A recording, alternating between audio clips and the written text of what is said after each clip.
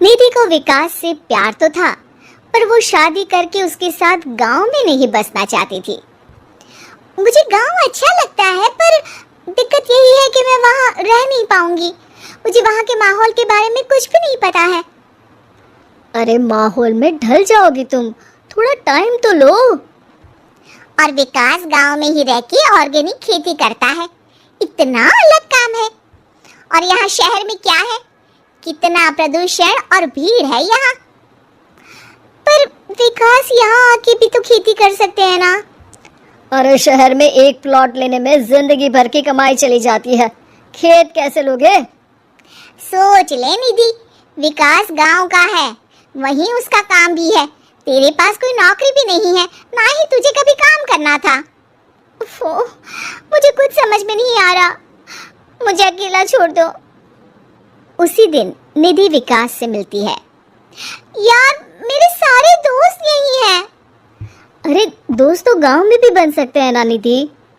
गांव के लोगों से कैसे दोस्ती कर पाऊंगी?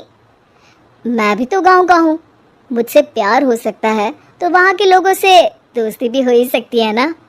अरे यार, कंफ्यूजन है बहुत।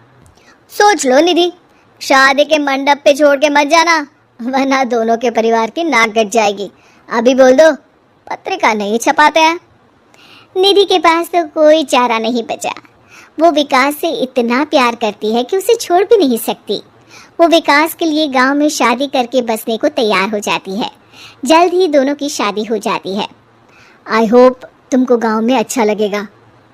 मुझे पता है गांव में और शहर में अंतर क्या है, वहाँ के लोगों की सोच में अंतर है। मुझे पता है कि कैसा लगेगा मुझे।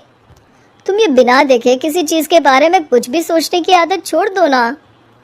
निधि ने उस वक्त तो कुछ भी नहीं कहा, पर वो सोचती है कि सबको इस बात का एहसास तो करवाना ही पड़ेगा कि वो सही है। उसके दिमाग में एक तरकीब आई। उसने सोचा कि गांव के लोगों के लिए वो ऐसा काम करेगी कि आगे से उसे कोई किसी काम का बोलेगा ही नहीं। शादी के एक दिन बाद निधि की सास ने फरमाइश की। निधि बेटा, अपने हाथ से कुछ खाने का बना दे। बिल्कुल सासू माँ, थोड़ा सा रुकिए, अभी बनाती हूँ। ये सही मौका था निधि के पास ये बताने का कि गांव के लोगों और उसके रहन सहन में कितना अंतर है। रोटी सब्जी दलिया भाजी खाने वालों के लिए पिज्जा बना देती हूँ, तब इनको समझ में आएगा। न खा पाएंगी, न कभी कुछ बनाने की बात कहेंगे। थोड़ी देर में निधि सास के लिए पिज्जा बनाकर ले आती है। ये लीजिए माँ जी, आपके लिए मैंने ये बनाया है। इसे हम शहर में पिज्जा कहते हैं, है ना बेटा? है? आपको कैसे पता कि इसे पिज्जा कहते हैं? अरे पिज्जा को पिज्जा नहीं बोलेंगे तो क्या फ्रेंच फ्राइज कहेंगे? गांव की सास से ये सारी बातें सुन के बहू चौंक जाती है, लेकिन सास एक और ऐसी बात कहती है कि बहू जिसकी उम्मीद ही नहीं कर रही होती है। बहू, इस पिज्जा के ऊपर ओरेगानो मिला दे और थोड़ा चिली फ्लेक्स, मजा आ जाएगा। माँ जी, गांव में रह के भी आपको ये सब कैसे पता है? अरे यूट्यूब टीवी सब खबर रखते हैं हम भी। इंटरनेट है जहाँ, जानकारी है वहाँ। अरे वाह माँ जी।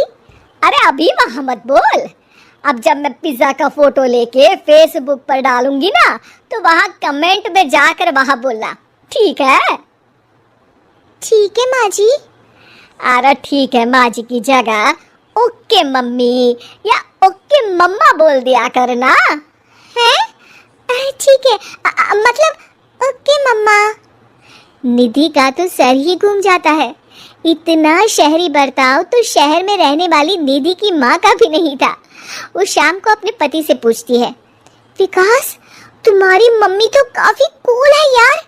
पिज्जा में क्या डालते हैं, फेसबुक पर क्या डालते हैं, सब कुछ पता है उन्हें तो।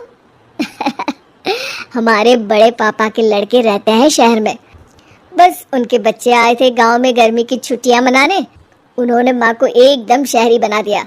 उनका फेसबुक अकाउंट भी है, इंस्टाग्राम भी है और टिकटॉक बैंड हो गया, वरना वो भी बनाती थी। तभी सास वहाँ आ जाती है। अरे निधि, मैं तुझे टैग नहीं कर पा रही हूँ, जरा मेरी फ्रेंड रिक्वेस्ट एक्सेप्ट तो कर दे। निधि के गांव को लेकर जो राय थी वो अपनी सासू माँ को देख के बिल्कुल बदल जाती है और अब निधि भी सोशल मीडिया पे अपनी सास के साथ लाइव आती है और कमेंट बाजी भी करती है ताकि सबको पता चले कि गांव में रह के भी उसका जीवन शहर जैसा ही है और उसके आसपास के लोगों के अंदाज भी एकदम शहरी है।